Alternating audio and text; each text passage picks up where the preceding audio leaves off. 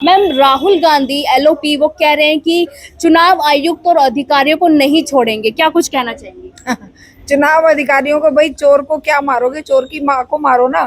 तुम चुनाव आयुक्त क्या है, वो तो मोहरा है। उसको जैसे उठाया जाता है, बिठाया जाता है, कहा जाता है, वो कर रहा है। वो क्या खुद कर रहा है? नहीं, ये सिस्टम उसे करवा रहा है। उस सिस्टम का वो एक पुर्जा है, वो वैसा नहीं करेगा। उस पुर्जे को निकाल के फेंक देंगे, जैसे अभी उपराष्ट्रपति को निकाल के फेंक दिया। जब भी ये कहा जाएगा कि नहीं ये गलत है, तो वो कहेंगे ये ले तू जा बाहर जा। तो अभी ये ज्ञानेश कुमार के साथ भी, ये जिस दिन ज्ञानेश कुमार ने ये कहा कि ये गलत है, जबकि ज्ञानेश कुमार खुद जानते हैं कि ये गलत है, क्योंकि ये जो एसआईआर ये कर रहे हैं, ये एक तरह से बीजेपी के एजेंडा है, जिससे कि उनकी पूरी की पूरी जो सत्ता लड़खड़ाई हुई है सेंटर में भी और बिहार में भी, क्योंकि बिहार हारते ही केंद्र से भी उनका पत्ता साफ होने वाला है। तो केंद्र की सरकार को बचाने के लिए, बिहार की सरकार को बचाने के लिए ये एक तरह से जनता को सड़क पर फेंक देंगे। दिल्ली जीतने के बाद दिल्ली की जनता को सड़क पर फेंक दिया ना, उनके घर तोड़ तोड़ के, बुलडोजर चला चला के, 150 जगह पे बुलडोजर चलाने की एक पूरी की पूरी वो इनकी लिस्ट बन गई है।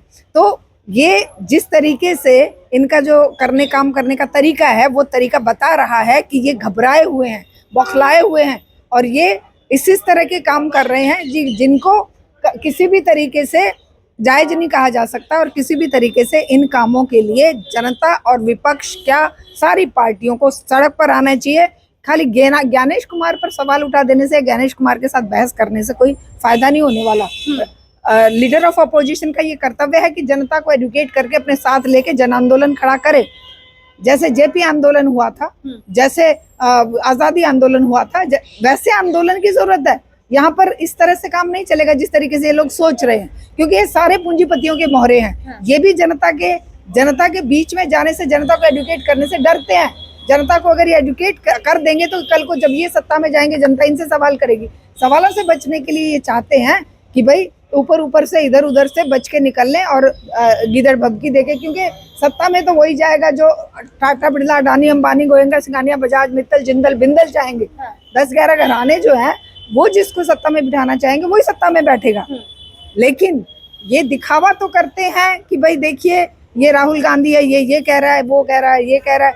लेकिन असल बात ये है कि ये सारे के सारे उन पूंजीपतियों के पालतू वो है मोहरे। और वो मोहरे जब मोदी मोहरा फीका पड़ जाएगा, झूठा हो जाएगा, तब ये उठा के राहुल गांधी को फिट कर देंगे। तब तक राहुल गांधी विपक्ष में अपने करता रहे एक तरफ जहां एसआईआर को लेकर वो मांग उठा रहे हैं कि इस पर चर्चा हो संसद में, वहीं देश के प्रधानमंत्री ब्रिटेन चले जाते हैं। जब ब्रिटेन या पूरे देश, मतलब ये देश के टैक्स पेयर के पैसे पे ऐश करने के लिए इस प्रधानमंत्री ने शपथ ग्रहण करी है। इसने जनता की, संविधान की शपथ नहीं ली है, इसने उन पूंजीपतियों के व्यापार को सेट करने की शपथ ली है। ये उन पूंजीपतियों के लिए व्यापार ढूंढने, कॉर्पोरेट के व्यापार को सेट करने के लिए विदेशों में भागते हैं। इन्होंने इस संविधान से क्या लेना देना, इनको जनता से क्या लेना देना। जनता को तो 5 साल में फिर से बेवकूफ बना के, हिंदू मुसलमान करके, या धर्म के नाम पर आडंबर करके, या राम मंदिर के नाम पे बेवकूफ बनाकर वोट बटोर लेंगे, या जैसे अब एसआईआर जैसे नुस्खे लाकर ये जनता को बेदखल कर देंगे। लेकिन असल लड़ाई लड़ी जाएगी सड़कों पर। चुनाव में, संसद में ये लड़ाई जीती नहीं जा सकती, क्योंकि जीतने के लिए इनके पास वो हथियार ही नहीं है। इसीलिए जनता जन आंदोलन एकमात्र रास्ता है जो हम लोग लड़ रहे हैं। Socialist unity centre of India communist party जो लड़ रही है सड़क पर, वो लड़ाई लड़ना आज जरूरी है।